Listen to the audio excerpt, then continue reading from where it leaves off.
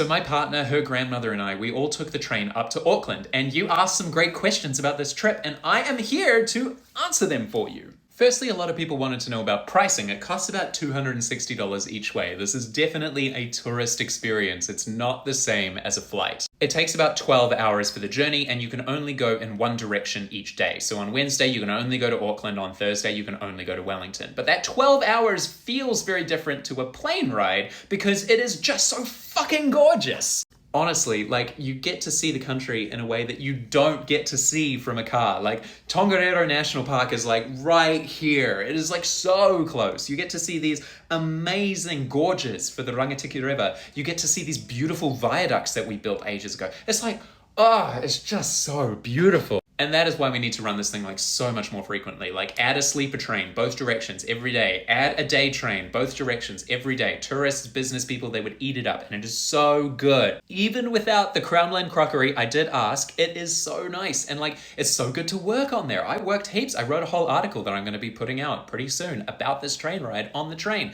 It is really nice and very productive, very good.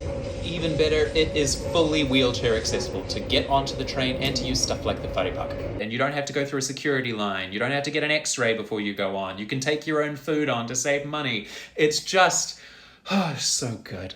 The staff also wonderful. Like, Bruce, you're amazing. If you're watching this, Bruce, I'm absolutely going to go to those eateries you recommended to me. I felt so welcomed. It was really lovely. The experience was great. I basically have no notes, but the only two improvements that I would recommend is firstly to have it go faster, which requires spending more on rail infrastructure, and secondly, for this train to finish at Waitemata Britomart Station. Waitemata is not set up for diesel trains, and so this diesel train needs to go to the Strand, which strands you in a car park. That car park is not the vibe. It has no bus connections. You have to go under an underpass to be able to get to the bus. It is not in the center of Auckland. It makes no sense. The train needs to stop at Waitemata. I don't want to take a car trip after a 12-hour train journey. I want to take another train.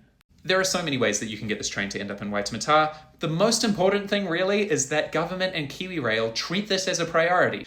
It's a lovely journey. More people want to take it. Let's make sure they can, because it is so, so good.